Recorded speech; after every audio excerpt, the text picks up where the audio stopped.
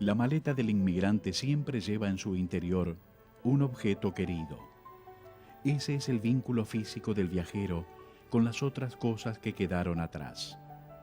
Pero hay algo cuyo peso no puede calcularse, que no cabe en las valijas, y es la carga de añoranza, incertidumbre y esperanza que perdura en la memoria aún después de logrado el objetivo. Mi nombre es Manuela Natividad Obeso González. Yo soy de la provincia de Cajabamba, del departamento de Cajamarca, de Perú. Yo vine acá a la Argentina un 14 de junio de 1994.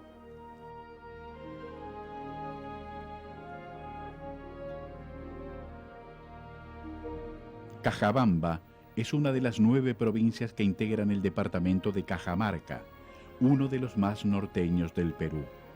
La ciudad del mismo nombre está situada entre montañas de más de 4.500 metros de altura en plena cordillera de los Andes.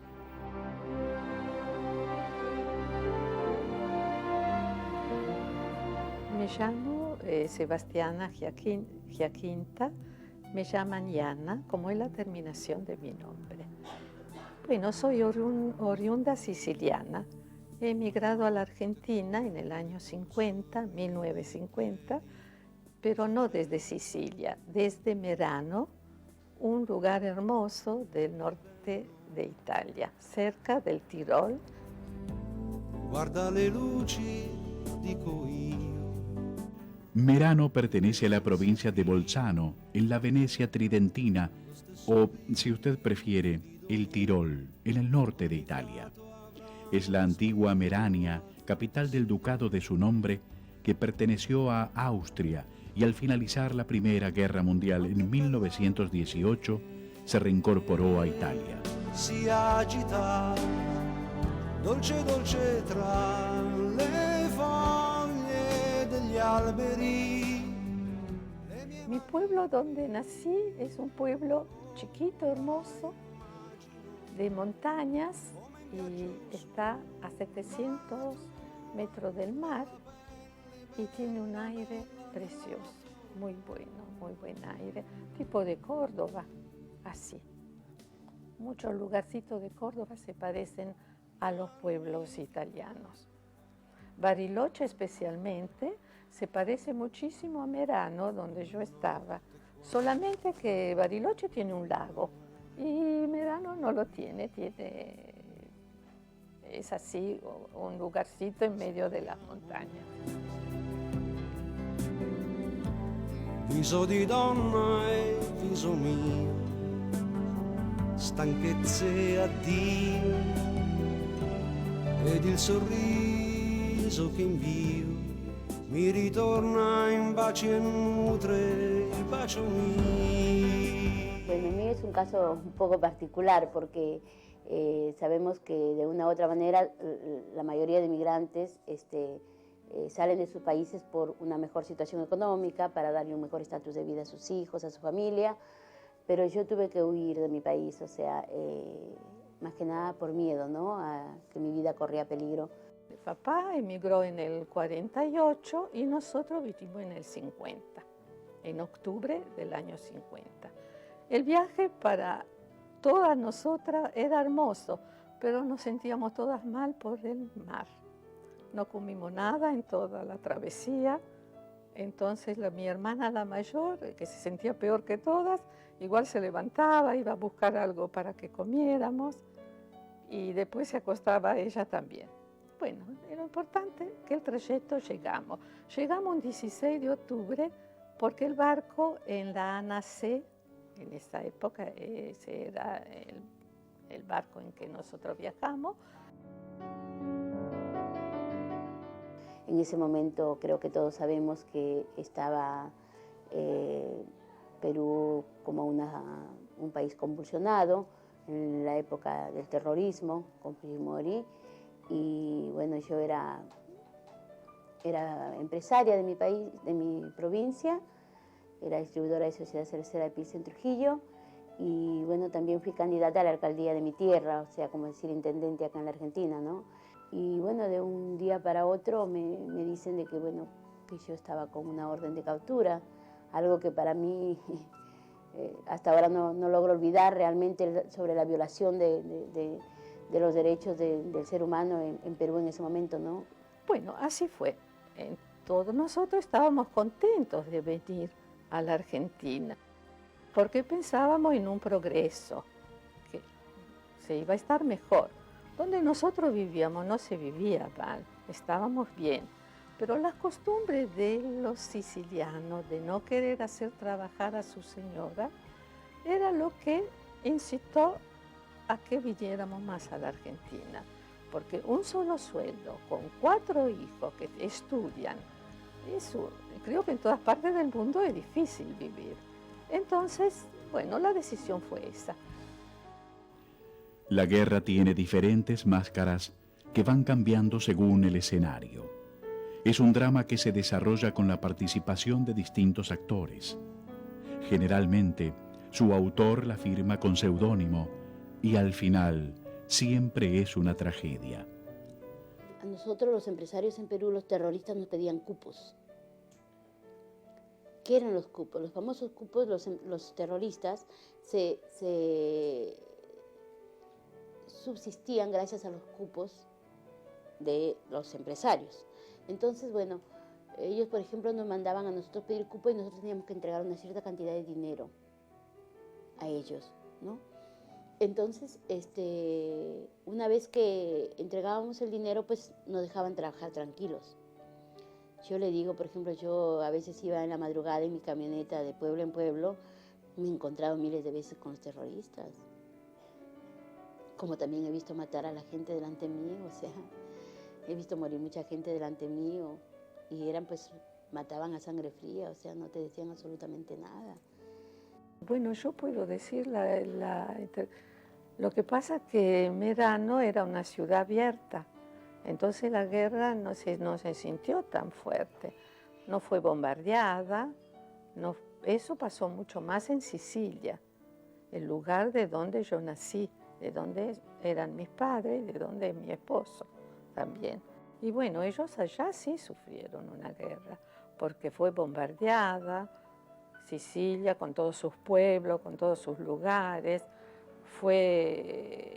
ellos vivieron justamente en medio del fuego, porque entre alemanes y la otra parte, que eran de muchas partes, porque había brasileros, había canadienses, había de Estados Unidos, todos soldados que estaban, no solamente los italianos, ¿no es cierto? Y cuando a mí me dice este mayor de la Policía Nacional que yo estoy con orden de captura, entonces ahí es cuando me llevan a Cajamarca y la misma policía es la que me ayudó a salir a mí. Ellos me llevaron a la fiscalía, ellos mismos me dieron las, ¿cómo se llama?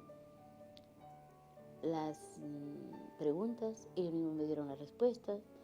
Entonces hubo un momento cuando me dijo la fiscal, a ver, ¿usted es terrorista? Entonces yo le dije, no soy terrorista. Señora, por segunda vez, ¿usted es terrorista? No soy terrorista, señora. Entonces la señora lo mira al policía, ¿no? Y el policía me dice, señora, tiene que decir que sí es terrorista, pues. Así se adhiere usted a la ley del arrepentimiento, entonces en este momento la dejan libre, hasta que le abran una causa, perdón,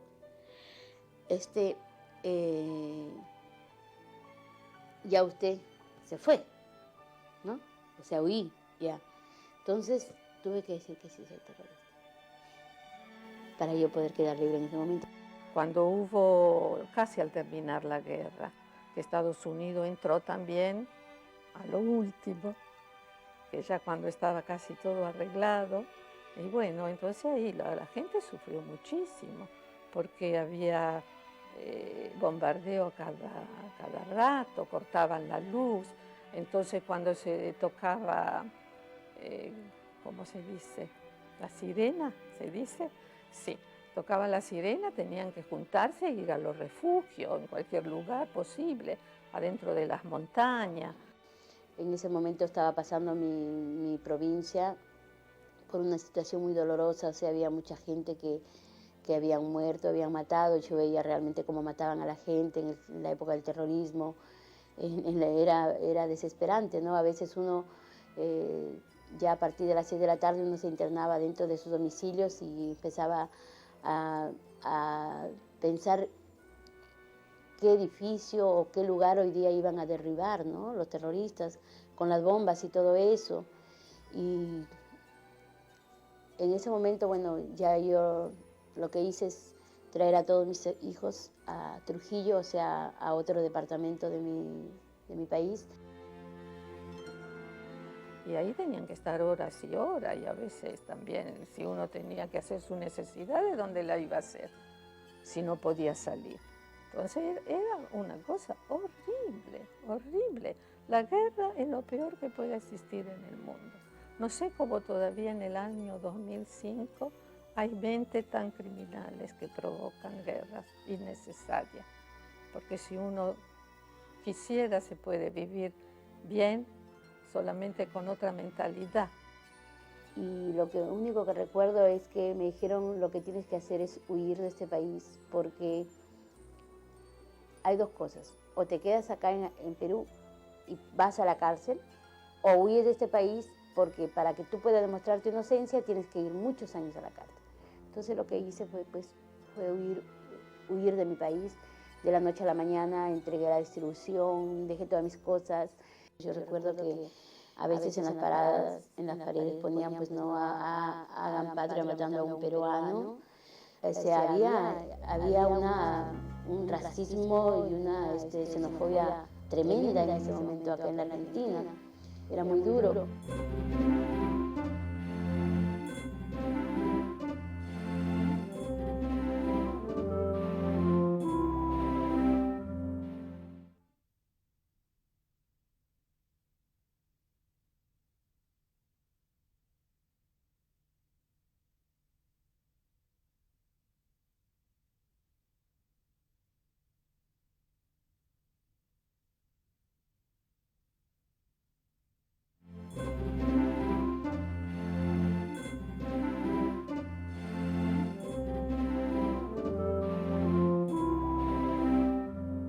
Emigración implica separación de la casa, de las pertenencias, del pasado y naturalmente de los afectos. Pero como toda separación, esta puede ser más o menos tolerable según lo que uno deje atrás. Y bueno, alquilé una casa, dejé a mis hijos todo ahí con todas como pequeñas comodidades, y luego llegué acá a la Argentina. Yo recuerdo que me dijeron que voy a llegar a un lugar que se llama Sheraton. Como yo había ido yo participaba en algunas convenciones, conferencias con respecto a lo que era la cervecería, pues yo creía que era como el Sheraton en Perú, ¿no? Entonces en ese momento yo llegué acá a un lugar que en ese momento había muchas casas tomadas por migrantes, había migrantes que dormían debajo de los puentes y todo eso, o sea, estaban pasando por una situación muy difícil. Bueno, llegamos con mucha alegría y llegamos a la capital de Buenos Aires. Y mi padre había alquilado una casa acá en Villa Martelli. Piense que él ganaba 700 pesos y alquiló una casa a 500 pesos. Entonces ya era imposible tener que vivir con 200 pesos una familia numerosa como la nuestra. Entonces él subalquiló parte de la casa a un paisano de él, del pueblo nuestro, de Vizzini, de la Sicilia, con provincia de Catania. La boccetta di un certo profumo che esala così come me, sopra scritto c'è nuvole su di te, esa di rosa. Bien, todos felices nosotros. El viaje del puerto a Villa Martelli era una risa constante, porque el taxi tomaba las cunetas y saltábamos en el aire. Entonces cada salto que dábamos nos poníamos contentas. Llegué acá a la Argentina, llegué a Retiro, ¿no? En Retiro para mí era un poco desesperante decir, wow, ¿dónde llegué, no? En mi país también en ese momento había muchos edificios, pero no era como acá la Argentina, pues acá a Argentina siempre se consideró la Argentina de Europa, ¿no? Entonces, recuerdo que hacía mucho frío, porque llegamos en pleno invierno, y luego tomamos un taxi, como le digo, llegué acá al ese lugar que se llama Sheraton. Era un lugar donde una fábrica tomada,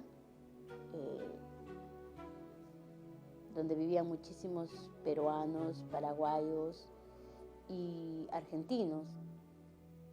Y era muy duro la vida, o sea, eran como cuartitos de madera, nada más, donde entraba una cucheta, ahí adentro estaba la cocina, estaba todo. Yo decía, pero ¿por qué yo acá? O sea, yo puedo ir y pagar un hotel, ¿no? O sea, yo vine con dinero. Me dijeron, no, usted no puede ir acá porque acá para los migrantes nosotros somos ilegales. Entonces eso también como que me quedó dentro de mi ser la palabra ilegal, ¿no? Porque el Chochocondal me quiso hoy día jugar sucio con esa pequeña lluvia. Pero como digo, Dios es mi padre, mi amigo, mi hermano y hermano de cada uno de ustedes. Bueno, llegamos todos felices y contentos y empezó después que mamá empezó a trabajar, porque mamá era modista, y mi hermana mayor, que en ese momento tenía 16 años, buscó trabajo. En ese momento había trabajo apartada, no era como ahora. Era la época de Perón, en cualquier lugar uno podía entrar y salir y no había problema. En cambio, mi otra hermana, la de 15, enseguida parece que un amigo que trabajaba con mi papá, bueno, se hizo el flechazo y ya andaban noviando. Y bueno, pero mi mamá no se había dado cuenta de nada. Y cuando se dio cuenta, dijo, no, dice, mi hija es muy chica. Y mi hermana, no, yo me quiero casar, y se casó a los 16 años. Yo recuerdo que yo había salido de la pensión donde yo luego había ido, porque ese lugar del Sheraton no me gustó para nada. Entonces yo me trasladé a otro lugar de una pensión. En ese momento vivíamos en un cuarto como más de 18 personas. Yo decía, pero ¿por qué no podemos ir a un hotel y alquilar, no? Entonces, ni los hoteles alquilaban a una sola persona, porque en ese momento se pagaba, me acuerdo, nosotros pagábamos 150, en ese momento era el peso igual al dólar, y era como que pagábamos $150 por cada cama, ¿no? Las primeras etapas en la Argentina fueron muy diferentes de la forma de vivir, porque para nosotros el país estaba atrasado en muchísimas cosas. Supongamos, acá había calentador, cosa que yo desconocía. Nosotros teníamos gas allá en Italia.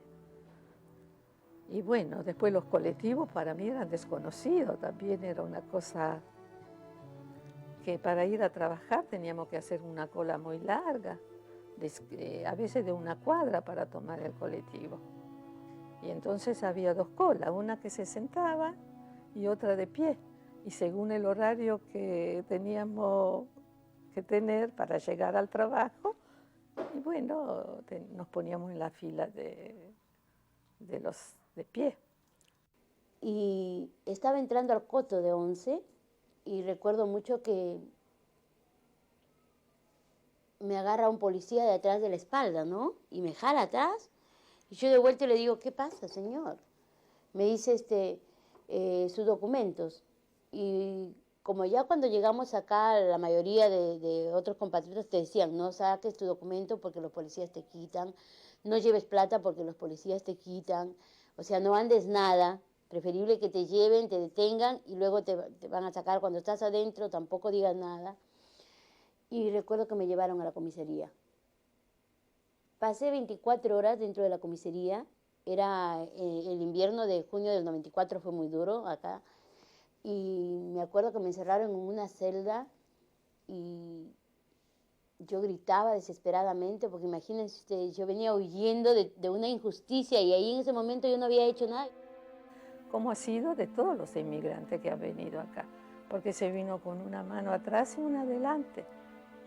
Nosotros vinimos con muchas deudas y para poder pagarla trabajamos todos. Yo tenía 12 años y no iba a trabajar afuera porque a los 12 años no estaba permitido, pero igualmente ayudaba a mi mamá, ella hacía ropa y yo la terminaba y después aprendí el trabajo de aparadora y un tío mío que tenía un taller, entonces también fui a la casa de él, siempre en edad más joven, porque antes creo de los 14 años no se podía trabajar. Bueno, acá la Argentina nos ha brindado muchas cosas, pero lo único que no nos pudo brindar es la nostalgia de nuestra patria. Entonces, cuando uno pudo ahorrar para poder hacerse un viaje, cosa muy difícil, porque primero se ha pensado en la casa, poder hacer un hogar, poder tener algo en nuestra tierra, ¿no es cierto? Entonces, ahí vi realmente cuál era la situación de los migrantes aquí en la Argentina. Era muy duro. Y poco a poco yo acá en Argentina logré trabajar, pero extrañaba demasiado a mis hijos, a mi madre, a mis hermanos, extrañaba muchísimo. En ese momento había muchísima discriminación con respecto a los migrantes latinos. Yo recuerdo que a veces en las paradas, en las paredes ponían, pues no hagan patria matando a un peruano. O sea, había un racismo y una xenofobia tremenda en ese momento acá en la Argentina. Era muy duro. Es una tierra maravillosa, pero no ha sido una tierra como para ganar mucho dinero, juntarlo e irse de vuelta a su país. Ha sido hermosa para poder vivirla acá. Hasta nos han brindado, digamos, el mismo argentino ha sido generoso con nosotros, ¿no es cierto? Pero nosotros le hemos dado también a ellos. Le hemos dado experiencia, le hemos dado cultura, le hemos dado muchas cosas que ellos aprendieron. Fue mutua la cosa.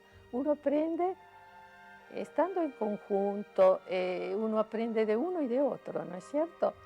Y bueno, y yo me encuentro muy bien acá. Entonces me decían de que yo no puedo regresar a Perú por nada del mundo, entonces lo que hice es traer a mis hijos de Perú acá. Me acuerdo que el último niño no me conoció cuando llegó, cuando fui a recibirlos a retiro.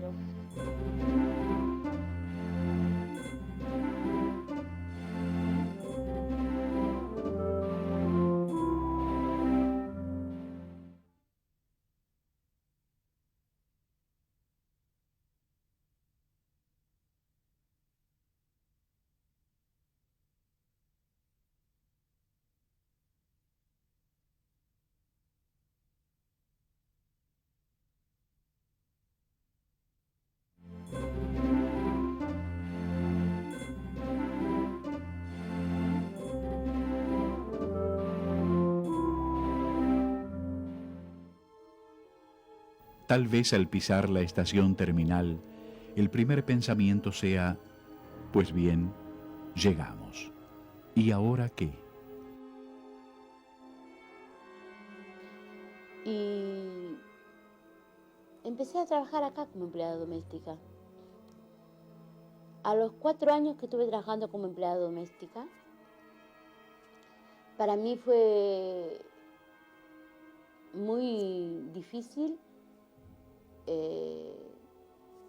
diríamos, o sea, acostumbrarme, ¿no?, a las costumbres de acá, de este país.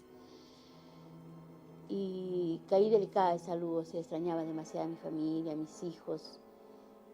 Y bueno, mi esposo mandó decir a Perú, ¿no?, que estaba muy delicada de salud. Y mis hermanos vinieron de Perú. Vino un hermano. Y cuando él llegó, me vio en una situación muy precaria, demasiado precaria. Decía, Nati, tú no eres. ¿Qué te pasa, hermana? O sea, tú nunca has sido así. Recordá. Y él vino trayéndome muchos videos de Perú, de lo que yo había sido realmente en Perú. Muchísimos videos me trajo. Y quizá eso fue mi terapia, ¿no? Porque yo acá estaba muy mal.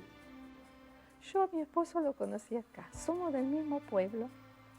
Y Villa Martelli casi se llenó del pueblo nuestro. Y él es un poco mayor que yo y es relojero.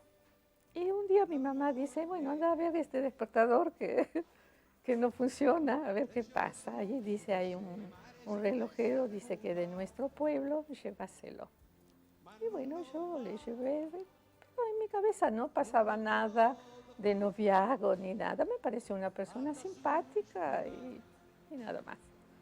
Bueno, más adelante, él tenía un negocio en una calle más atrás, no sobre la principal, sobre México, y en cambio la Prida es la principal de Villa Martelli. Entonces con el tiempo él alquiló un local que casi estaba más cerca de mi casa, más o menos media cuadra. Y como yo compraba la revista Gran Hotel Italiana y el Corriere la Domenica del Corriere, y él una vez me vio que yo tenía la revista y dice, ¿por qué no me la presta? Y bueno, entonces toda la semana, con la excusa de la revista, empezó el romance. Y así nos conocimos y después nos casamos al poco tiempo. En 6 meses ya nos casamos y acá tuvimos 4 hijas. Yo a los 5 años que estuve acá en la Argentina, logré traer a mis hijos de Perú, porque el terrorismo no prescribe en Perú. Entonces me decían de que yo no puedo regresar a Perú por nada de momento. Entonces lo que hice es traer a mis hijos de Perú acá. Me acuerdo que el último niño no me conoció cuando llegó, cuando fui a recibirlos a Retiro. El niño, me acuerdo que iba en el tren y uno, pues, ¿no?, esa alegría tan inmensa que uno siente que van a venir tus hijos, o sea, que es lo más grande que puede tener, o sea, una madre, ¿no? Me acuerdo que iba en el tren y me acuerdo que una señora, yo iba y alegre así, ¿no? Y la señora me decía, ¿qué tienes, hijita? ¿Te pasa algo? No, le digo, estoy muy nerviosa porque voy a ver a mis hijos después de 5 años, señora. No sabe realmente lo que siento en este momento, ni se imagina así, hija, me dice, debo de suponer un hijo, pues, de ver después de 5 años, ¿no? Y acercarme al ómnibus donde ellos habían acabado de llegar y ver que el último niño, ¿no? O sea, me acuerdo que había venido con un juguetito y se le cayó el juguete y me dice, señora, póngase a un lado, me dice, ¿no? Y era mi hijo, ¿no? Y mi hijita le dice, Yancito es de la mamá, Nati. Ay, mami, o sea, son cosas que tú nunca puedes olvidar. Primera vez que volví a Italia con una nostalgia grandísima. Fuimos a Sicilia, fuimos a Merano, donde había vivido yo, y yo me sentía tan italiana. Pero cuando estuve allá, digo, pero no es tan así la cosa, me siento también argentina, muy argentina. Claro, al venir a los 12 años, yo tengo 67, tengo más años de Argentina que de Italia, pero Luego cuando uno llega a su país se siente no sé, un algo de paz, como algo hermoso, que en otra parte no se siente.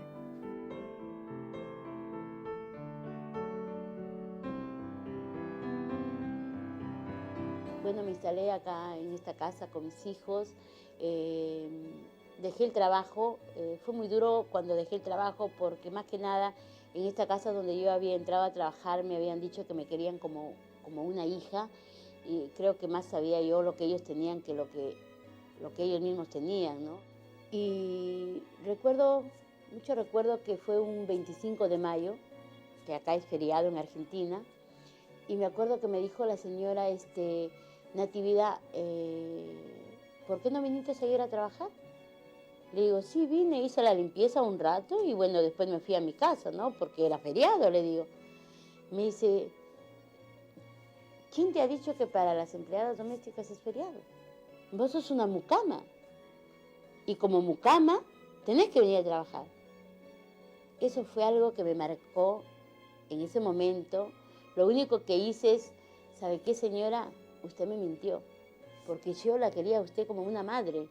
Y usted me dijo a mí que usted me consideraba a mí como una hija. Y usted ahora me está diciendo que yo soy una mucama para usted. Hasta acá ha sido, yo me retiro. Y me salí, hice la promesa nunca más volver a trabajar como empleada doméstica. Mi casa era una casa que hoy en día es antiquísima. Era de 3 plantas. Y cuando fui la primera vez en Italia, fui a verla. Me pareció todo tan chiquito, porque acá hay más amplitud de calles, de todo. Y uno al llegar ahí lo ve todo menudo, todo chico, pero después ves el primer momento, la primera expresión. Y mi casa era una casa que tenía un portón, tenía a la entrada los tachos de metal para la basura, pero al lado de adentro de la casa. Después tenía la primera escalera de piedra, digamos, no era mármol, era piedra. Y después las siguientes 2 escaleras eran de madera, con el borde de hierro. La casa de la infancia no se olvida jamás. No se olvidan las luces y tampoco las sombras, ni los rincones, ni los olores, y mucho menos los fantasmas que cada niño inventa cuando siente el irrefrenable deseo de protegerse en el regazo de su mamá. Estaba en cada piso, estaba afuera de las piezas. Había como un patiecito, pero no se llamaba patio allá, todo hecho en madera. Entonces en un ángulo cerca de la escalera estaba el baño. Y el resto estaban la cocina, el comedor, el dormitorio, otro dormitorio, y en el medio había otra piecita donde trabajaba mi papá. Mi papá un zapatero de calidad, ¿no? porque era mi papá. Él hacía las botas, estas que van para esquiar hacia Bariloche, porque ahí estábamos cerca de las Dolomiti. Y entonces esos botines eran necesarios y él era lo que hacía, aparte de hacer otros zapatos también. Entonces ya de ahí empezaron mis expectativas un poco a que yo quería hacer otra cosa, ya tenía el negocio, empecé un poco a interesarme con respecto a muchos casos que habían acá en la Argentina con respecto a migrantes. Y recuerdo que hubo un seminario de mujeres migrantes acá en Argentina, que me invitaron al gobierno de la ciudad de Buenos Aires, y había más o menos como 100 mujeres migrantes en este seminario, y para que puedan participar en la conferencia mundial del 2001 en Durban, Sudáfrica, sobre discriminación racial en Durban. Entonces, bueno, pues salí elegida para poder ir a Sudáfrica, y cuando llegué a Sudáfrica vi esa gran magnitud, ¿no?, de organizaciones sociales en la lucha, ¿no?, de la defensa de sus derechos. Entonces ahí es donde empecé un poco más a interesarme por todo esto. Veía que, por ejemplo, muchos migrantes fallecían acá no tenían ni siquiera un poco de acceso a dónde pueden ir, qué pueden hacer. Yo creo que he cumplido con mi vida. He hecho lo suficiente.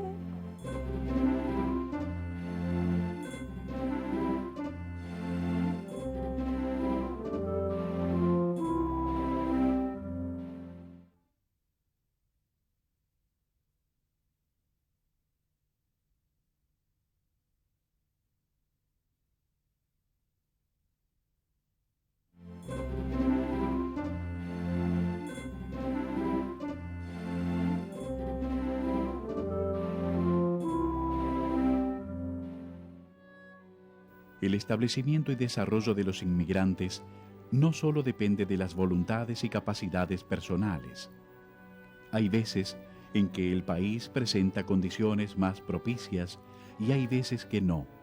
Y si la inmigración ocurre en esta última situación, emergen conflictos que deben considerarse con seriedad.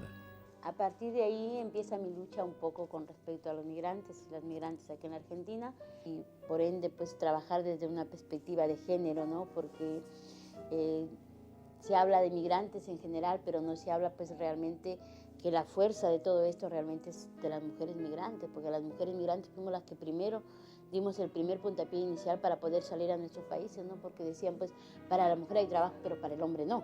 Entonces las mujeres eran las que salían. Y en todo este contexto, por ejemplo, había una problemática muy diversa, que por ejemplo venían las mujeres acá a trabajar, dejaban a los esposos, entonces era como que ya tenían que mantener a dos lugares, porque tenían que mantener ellas acá en Argentina y tenían que enviar las remesas a Perú, ¿no?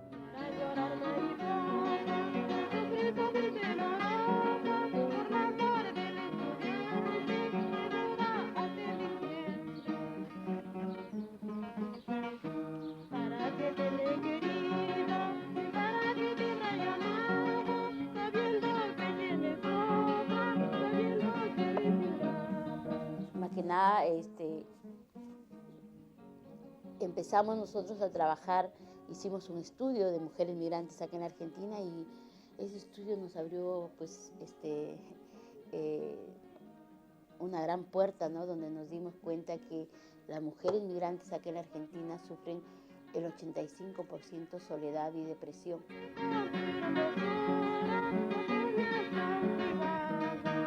Y lo primero que vimos en ese momento fue que el primer obstáculo como migrantes aquí en la Argentina era el documento. Primeramente, los costos son demasiado onerosos, muy altos, sobre las tarifas consulares de los países de origen, y bueno, también los costos migratorios, ¿no?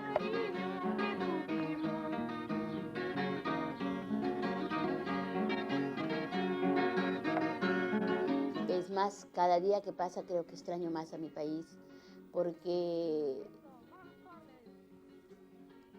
yo veo que en este momento, de alguna manera, la mayoría de países latinos estamos un poco, diríamoslo así, con mucho dolor, ¿no? En todos los países hay mucha pobreza, hay mucha hambre, hay muchos problemas. Y dentro de lo que es América Latina, pues dejamos que todas nuestras riquezas los lleven otros países, no defendemos lo que es nuestro. En la mayoría de nuestros países, especialmente en el mío, ya con mucho dolor escucho las noticias donde me dicen de que ya mi país un poco más va a ser chileno, que ya lo está comprando Chile. O sea, son cosas que a veces te duelen, ¿no? En el fondo de tu ser, porque siempre yo me acuerdo que escuchaba desde muy chiquita que decían, pues el Perú es un mendigo sentado en un banco de oro, ¿no? Siempre escuché decir eso. Y recuerdo que cuando yo me presenté como candidata a la alcaldía de mi tierra, yo decía,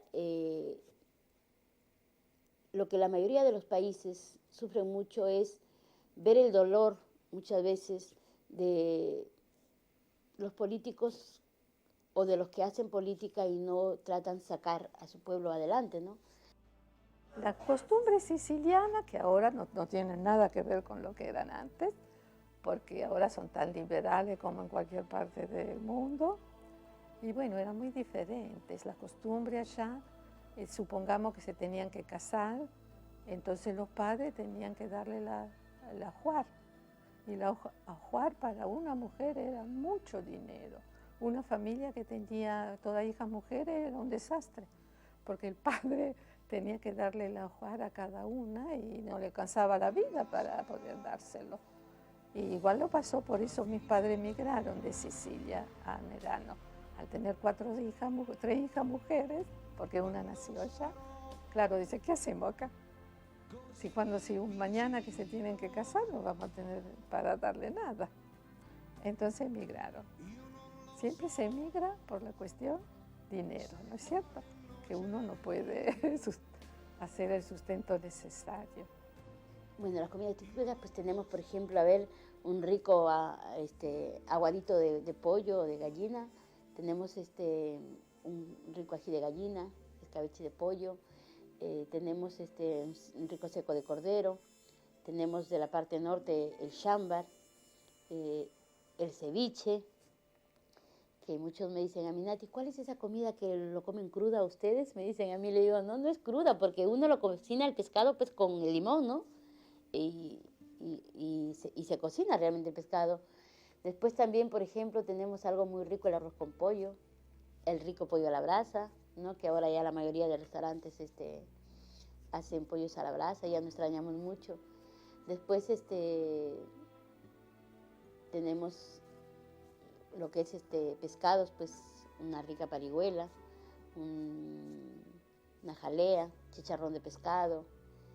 Todas son comidas. Lo único que no podemos comer aquí en Argentina, por lo menos yo como peruana y que soy bien serrana, es mi rico cuy chactao, mi rico estofado de cuy, ¿no? O mi rico picante de cuy, porque no encontramos el rico cuy aquí en Argentina. El manjar de Manuela es ese animalito que acá conocemos como cuy y que no se caza con fines comerciales.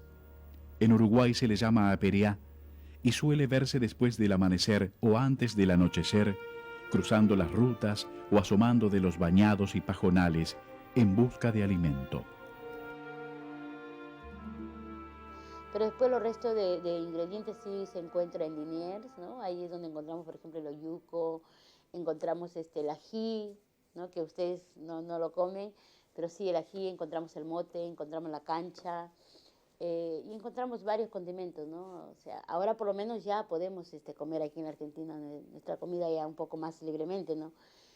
En aquellos años era un poco difícil conseguir esos ingredientes, pero ahora ya no, ya, o sea, ahora en Liniers se encuentran la mayoría de esos productos, ¿no? Los bailes, no creo que allá se hagan así, tan únicamente cuando están las fiestas así tradicionales. Lo que sí se hace mucho son las tradiciones de los santos. Digamos, si mi esposo siempre quiso volver a Italia en el mes de agosto, porque el 29 de agosto es el patrono. El patrono no es San Giovanni, San Juan. San Juan Moro, pero no es un San Juan de piel blanca. Es un santo con cara oscura, cuerpo oscuro, la piel oscura. Y bueno, y se festeja, es una fiesta muy grande y vuelven mucha gente, sea de Argentina, de Estados Unidos, de Australia. Y como el italiano ha emigrado en todas partes, entonces se encuentran, él sí se encuentra con todos sus amigos. Bueno, ahora no tanto porque ya son más mayores y ya algunos se han ido. Así que él le gusta ir en esa época porque se encuentra y se ve con mucha gente de cuando eran jóvenes, vuelven a rememorar todo lo que pasaron. Y bueno, y entonces es la época que nosotros cuando viajamos vamos en agosto hasta parte de septiembre y después volvemos a la Argentina. Lo primero que sueño hacer cuando llego a Perú, que lo primero que llego es a Lima, es pues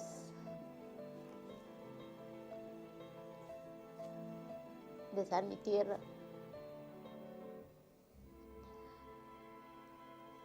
Y luego ir directamente a mi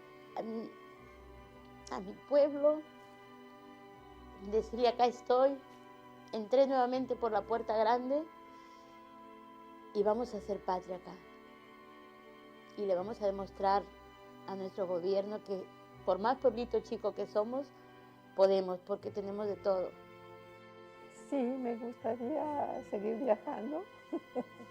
Esa es la cosa mejor que le puede pasar a cada persona, porque se aprende mucho.